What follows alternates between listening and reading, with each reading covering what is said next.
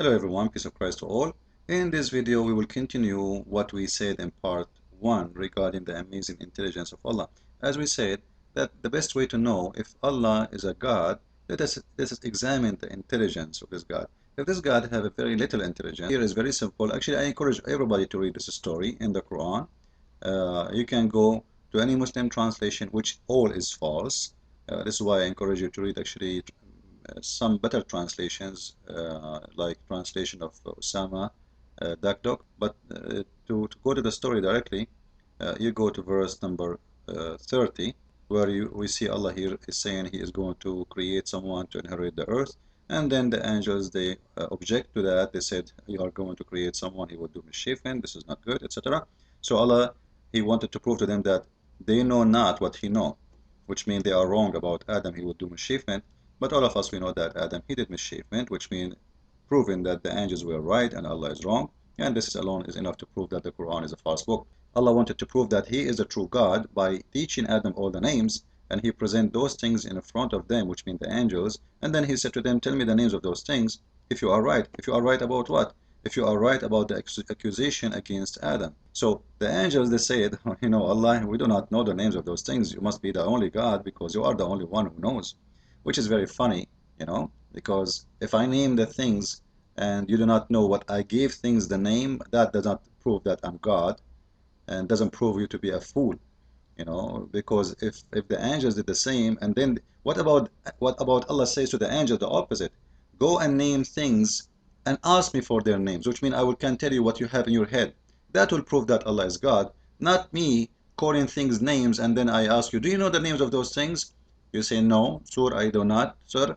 Then I say to you the names of those things, and that proved that I'm God. That's amazing. This is very stupid plan and strategy, proving how naive the one who made the Quran. However, here we continue the story. The angels, they glorify Allah because He is the only one who knows the names of those things, which is very funny. And then the story continue. It's a drama story, actually. After they could not give the names, He asked Adam, because to tell the names, because He taught him the names. And then by this Allah, He proved that the angels are stupid, are idiot, they are lying about Adam. Therefore Allah, He ordered the angels to bow down to Adam, as you see in verse number 34, which means this was a penalty and a punishment for the angels. And you see in here it says the angels, which means there's no exception, all the angels, all the angels. In video number 1 we said, this is proof again that all the angels in Islam are considered sinners because already they commit sin, and they made sin against Adam and against God. Against Adam because they accuse him of something, and Allah reject that. Secondly, because they claim to know the future, and this is a big sin in Islam because only Allah knows the future. But the fact that angels, they know the future of Adam better than Allah, as we see Adam was kicked out from the heaven, actually in the same page. So here Allah, He decided to order the angels to bow down to Adam as a punishment. Now Muslim, they will say bowing down here, it was not an act of worship. Actually, I just said punishment. But if you think about it, Allah, He can punish the angels in many ways. Why bowing down to Adam anyway?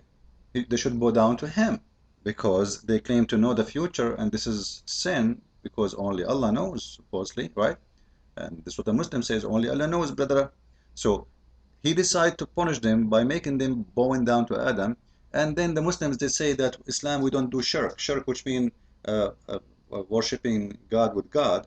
But here we go, the first teaching of Islam, that the story starts with a human being. By Allah is the first one who ordered angels to bow down to human, not to God. So bowing down to human in Islam is accepted, and it was one of the first orders made by Allah in their book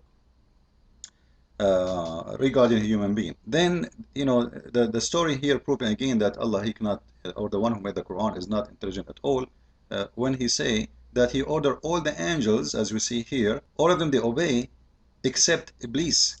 Iblis is Satan, okay, the devil. He did not accept to do that because he was proud. If you see the story, how naive here. First, uh, because he was proud? No, no, no, no. Because Allah is not smart. You see, if I say all the cats get out and then I get upset from the dog for not getting out, he have the right to be wondering how smart his master is. Because why I will get upset from the dog for not getting out when I said all cats get out? Satan in Islam is a genie, is not from the angels. Therefore, will not be an order for him. And secondly, it's not just. Because this is a penalty and this is a punishment for the angels for accusing Adam for claiming knowing the future about his future. But Satan, he did not involve in the whole story. He did not even say a word. So why you want Satan to bow down to Adam? Give me a reason. He did not do anything. He did not talk. He did not say anything. The poor guy is sitting alone, watching TV, playing with his text machine, iPhone, and he have no idea. And suddenly Allah is upset from him. He said, Iblis, Shaitan, why you did the bow down? He said to him, Allah, but you said angels. I don't care. You do bow down too. But I did not do anything. You know, why I will order someone he do no mistake, no error, no sin, even to do such a thing as a penalty. This is a punishment. So this story is very stupid. The Satan first is not from the angels, which means the order did not include him. The Satan, he did not do the sin. He is not the one who accused Adam. The Satan, he did not claim to know the future. He was proud because why I want to do to this Adam? Who is Adam? Why? And why Adam need to pay for me? He's being just actually. Satan here is being just and being more logical, more than Allah himself in his story. So he reject, and then the story here stop, and this is what the funny thing about the Quran is, like disconnect, connect, disconnect, connect, disconnect, connect, which means the verse here have nothing to do with the verse after. Suddenly Allah stopped talking about Satan, what refusing to bow down, and suddenly he jumped to go to Adam. And this is how all the Quran is like this. Sometimes he's talking about Musa, suddenly he jumped to a different story. So here Allah, he jumped from the story of Satan that he refused to obey and to bow down, and then he said to Adam, Adam, you and your wife go to the garden, eat and have fun, etc. But just don't be unjust, which means follow my orders. But the Satan, he did, like he whispered to Adam, and he told him to eat from the tree. Supposedly this is a story been taken from the Bible, but there's something here funny too in the story. If we go in different verse in the Quran, we will find the following. In chapter 7 verse number 18, you will see that when Satan he refused to bow down, Allah ordered Satan to get out of the heaven, and this is before Adam commits sin. As we see here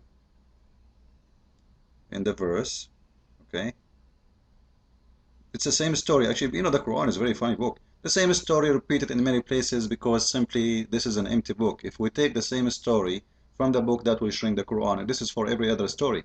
It's a repeating of the same story everywhere. However, he ordered again the same story in different chapter in the Quran.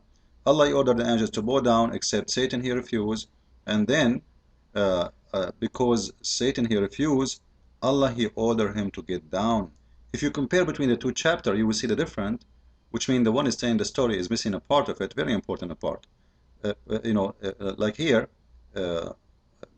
after he ordered the Satan to bow down and he refused, then Allah he said to him, get out of this, which means the heaven, and here they say state. What state?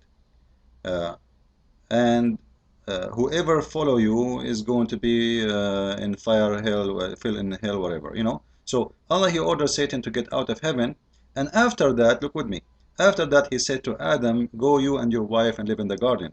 Here in this story, here in this chapter, this part is missing about Allah ordering the Satan to get down, which is proving the fabrication again of the Quran, because if it's the same story, it should be the same. You cannot miss that part. This is very important part, should be mentioned in this verse. But the funny here, as long Allah he mentioned and he told Satan to go down, get out of this heaven, then we see that Satan, he's not out Because how Satan was able to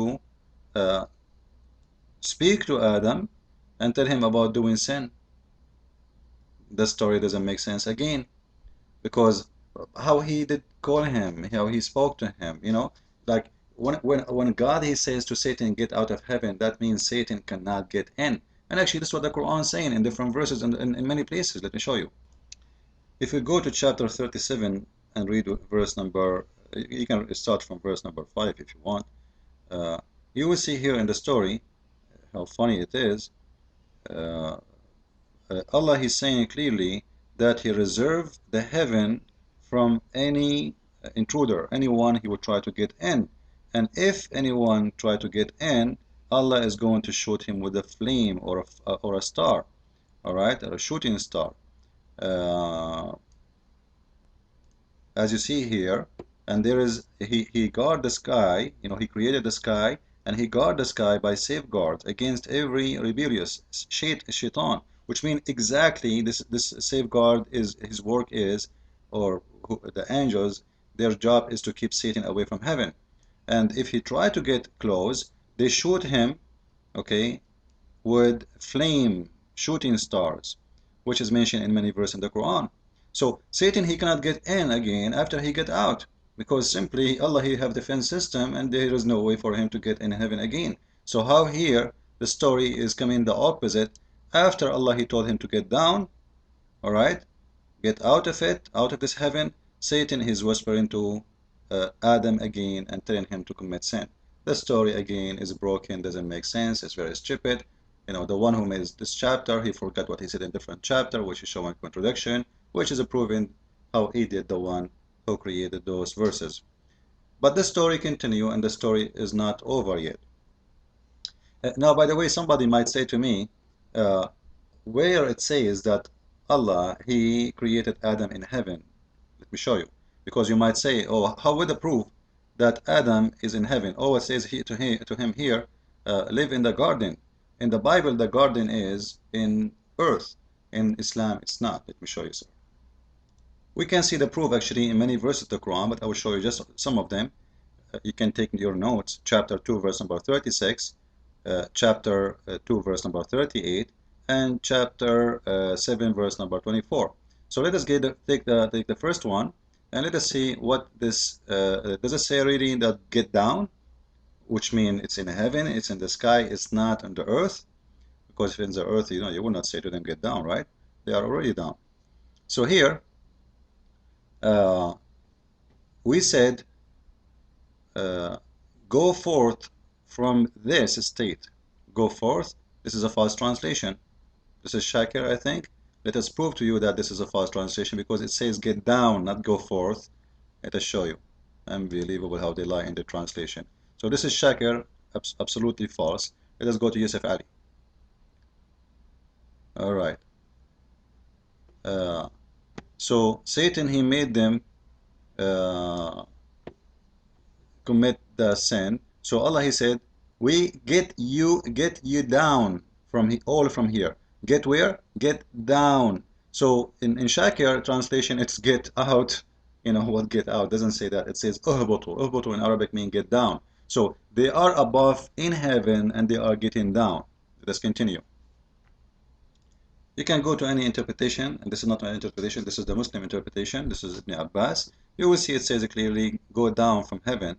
And on here you see they put for you, all of you, which mean Adam and Eve and Satan. But this is a contradiction for what the Quran is saying before, that Allah, he already told Satan to get out. He told him to get out, but Satan, he is not moving yet. I thought Allah, he says be, and it's going to be. You cannot stay for 1 second because Allah, he said get out. It's mean you will be out. The word of Allah is an order which will be done by his power. I'm not going to move and move my stuff and take my laptop and move out. No, Allah says get out. You mean you will be out in a second, regardless if you move or not. This is a proof again that it's the whole fabrication. It's very funny, stupid stories. Anyway, our time is up. Thank you for listening. Please spread the video everywhere. Christ is Lord, Islam is false. I mean to that. And we challenge Allah and his followers to prove us wrong. Thank you very much.